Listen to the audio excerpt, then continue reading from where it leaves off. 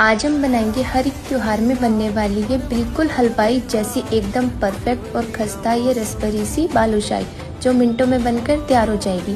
तो इसके लिए सबसे पहले 2 कप मैदा लेंगे, उसमें 1/4 चम्मच नमक, 1/4 चम्मच बेकिंग सोडा और 3 चम्मच घी डालकर अच्छे से मिक्स करेंगे और थोड़ा थोड़ा पानी डालकर सख्त डो तैयार कर लेंगे।